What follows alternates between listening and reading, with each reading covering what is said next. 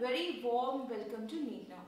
NEET now में आज हम बात करेंगे what to expect in NEET 2020। NEET 2020 जो कि अब 3 मई से पोस्टपोन होते होते फाइनली जिसकी डेट आ गई है 26 जुलाई, क्या एक्सपेक्ट कर सकते हैं आप? स्टूडेंट्स जनरली सोचने लगते हैं कि अब इतना डिले हो गया है तो पेपर में कुछ चेंजेस होंगे, किस तरीके का होगा, इजी होगा, मीडियम होगा, हार्ड होगा। आपको इतना याद रखना है कि जब पेपर होगा that is not going to be too tough और टू इजी।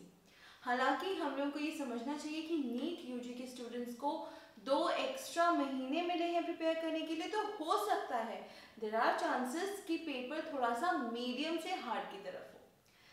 एक चीज तो तय है, क्वेश्चंस उतने ही होंगे, मार्क्स उतने ही होंगे, नेगेटिव मार्किंग भी उतनी ही होगी।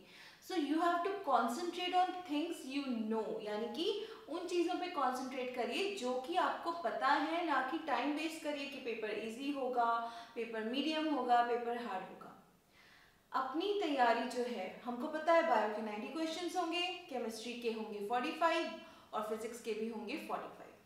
इतना पता है, सिलेबस पता है। सो आई थिंक आपकी ये रिस्पॉन्सिबिलिटी है, आपकी ये ड्यूटी है कि आप कोशिश करें कि जो पूरे आपके क्वेश्चंस हैं वो सॉल्व कर सके, पूरा जो सिलेबस है उसको कंप्लीट करिए। पहले भी हमको पता चला था, जब पोस्टपोन हुआ था मैंने तब भी आपसे यही कहा था कि आप बिना रुके बिना थमे कंटिन्यू करते रहिए अपनी स्टडीज। सिलेबस पता है उसी पे अड़े रहिए। नीट में हो सकता है, जैसे कि पहले अगर हम मॉक टेस्ट की बात करें जो उन्होंने रिलीज किया है, काफ़ी हार्ड है, क्वेश्चंस बाहर से भी हैं, बट देन दीज क्वेश्चंस हो सकता है कि आपके लिए जल्दी जल्दी में प्रिपेयर किए गए हों, तो बहुत ज़्यादा इन लोगों को रिव्यू करने का टाइम ना मिला हो। हालांकि एनटीए ने कहा है कि ये जस्ट सिर्फ एक सिंपल मॉक टेस्ट है ताकि आपकी प्रिपरेशन टेस्ट हो सके। सो डोंट वरी, एनसीईआरटी पे कॉन्सेंट्रेट करिए बिकॉज एनटीए ने ही ये कहा है एनसीईआरटी पे रहेगा, सिलेबस उन्होंने ही डिसाइड किया है। So for the time being let us focus on NCERT. Time मिलता है तो हम कुछ और चीज़ों को भी रिव्यू कर लेंगे। पहली बात जो मैं बात करने जा रही हूँ कि कुछ बच्चे कहते हैं कि इस बार कोई सेक्शन टफ आएगा। मैं बताऊँ आपको कौन सा सेक्शन टफ आएगा? आपका श्योर शॉट आपका वो सेक्शन टफ आएगा जिसकी आपने प्रिपरेशन ठीक से नहीं की है। अगर मैं बात करूं बच्चों की, जनरली फिजिक्स से घबराते हैं, केमिस्ट्री से घबराते हैं, बायो में बॉटनी से घबराते हैं, लेकिन करना तो है, इसे थोड़ा थोड़ा थोड़ा थोड़ा कर जाते हैं। This is not going to help you.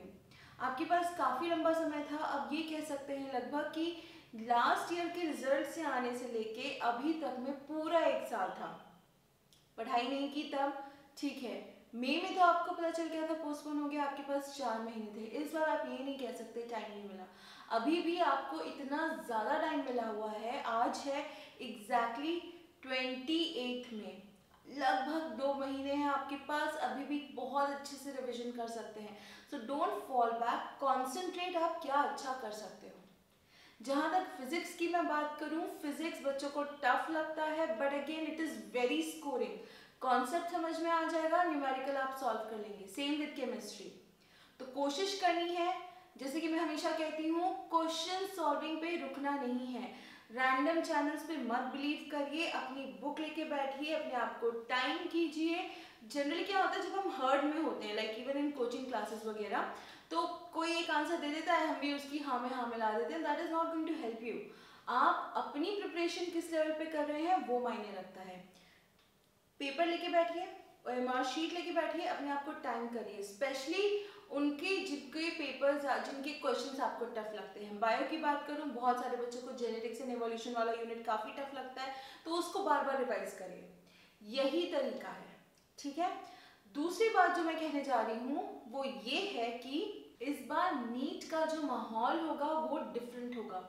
Social distancing आपको बना के रखनी होगी, तो उसके लिए ध्यान रखिए, मास्क पहनने की कोशिश करिए। मैं शायद ज़्यादा एक स्टेप एक्स्ट्रा जाके बोल रही हूँ, बट देर आर चांसेस कि आपको एग्जामिनेशन हॉल में भी मास्क पहनना पड़ेगा। सो मेक श्योर कि you have a habit of wearing mask. बाकी के जो नॉर्म्स है, क्लोथिंग किस तरीके से होनी चाहिए, क्या क्या होनी चाहिए, स्टेप्स होने चाहिए, वो हमेशा की तरह आपको बता दिए जाएंगे, but mask is compulsory even if you go out right now. पहली बात तो निकलिए मत, अगर निकलना पड़ता है किसी भी रीज़न की वजह से, मेक श्योर आप प्रॉपरली कवर्ड हो, मास्क आपने पहना हो, सैनिटाइजर्स यूज़ करिए, हैंड वॉश करिए, बार बार करिए ताकि कोई भी जो आपको इन्फेक्शन का खतरा है उससे बच सके। साथ ही नीट 2020 की अगर मैं बात करूं, जैसे कहा कि काफ़ी लंबा समय जा चुका है अब, तो एग्जॉस्ट मत होइए, ठीक है। पेपर होगा, पेपर कैंसिल नहीं होगा, देयर आर 0 चांसेस कि पेपर कैंसिल होगा। सो हिम्मत मत हारिए। थोड़ा सा टफ ज़रूर हो गया है क्योंकि स्ट्रगल का पीरियड लंबा हो गया है, बट ऑलवेज रिमेंबर कि स्ट्रगल के बाद ही अच्छाई होती है। तो कोशिश करेंगे, अच्छा ही होगा, ठीक है। पढ़ाई मत रुकने दीजिए, रोज़ कंटिन्यू जो आपका एक शेड्यूल चला आ रहा था जनवरी से फरवरी से, उसको चलने दीजिए। दूसरी बात मैं हमेशा कहती हूँ, हेल्दी खाइए। इस टाइम ये कहना पड़ेगा कि अच्छे से धो के, अच्छे से क्लीन करके खाइए। वाटरमेलन इस टाइम बहुत अच्छा आ रहा है, तरबूज, खरबूजा, पानी वाली चीज़ें, खीरे, ककड़ी बहुत ज़्यादा खाइए। अपनी बॉडी को, इम्यूनिटी जो है उसकी स्ट्रॉन्ग करिए ताकि कोई भी इन्फेक्शन आपको ना हो। कोशिश करिए कि पॉजिटिविटी बनाए रखें। It is very difficult times जो हम लोग अभी जिनके थ्रू गुजर रहे हैं, बट हाँ पॉजिटिविटी बनाए रखिए। समझ के रखिए कि ये टाइम भी गुजर जाएगा यार, चला जाएगा, है ना। बहुत बड़े बड़े टाइम्स गुजरे हैं, ये भी निकलेगा। आप परेशान मत होइए। एज अ स्टूडेंट आपकी सिर्फ एक रिस्पॉन्सिबिलिटी है, पढ़ाई करना, and it is very important कि आप वही करें। नीट 2020 के बाद की जो बात है, जहाँ तक है, जब भी पेपर कंडक्ट होगा उसके 1 महीने के अंदर अंदर रिजल्ट आ जाएगा। यूजीसी यानी कि जो यूनिवर्सिटीज़ का ओवरलुक करते हैं, यूनिवर्सिटी ग्रांट कमीशन, उन्होंने कहा है कि अगस्त से या सितंबर से आपके कॉलेजेस भी स्टार्ट हो जाएंगे। तो द मोमेंट नीट पेपर ख़त्म होगा तुरंत रिजल्ट आएगा, फटाफट काउंसलिंग्स होंगी, कोई भी चीज़ रुकने वाली नहीं है। अब आपको ये समझ लेना है कि जिस कोरोना के थ्रू हम लोग, कोविड के थ्रू हम लोग गुजर रहे हैं, it is going to stay here. Vaccine की बात कर ले या किसी भी चीज़ की बात कर ले, टाइम शायद लगेगा, तो हम लोगों को सोशल डिस्टेंसिंग, मास्क, इनके साथ जीने की आदत डालनी है। परेशान नहीं होना है, हिम्मत नहीं हारनी है, पॉजिटिविटी बरकरार रखनी है। राइट नाउ हम लोग यहाँ पे वीडियोस बना रहे हैं, मुझे बहुत सारे कमेंट्स आ रहे हैं कि टिप्स एंड ट्रिक्स पे वीडियोस बनाएं।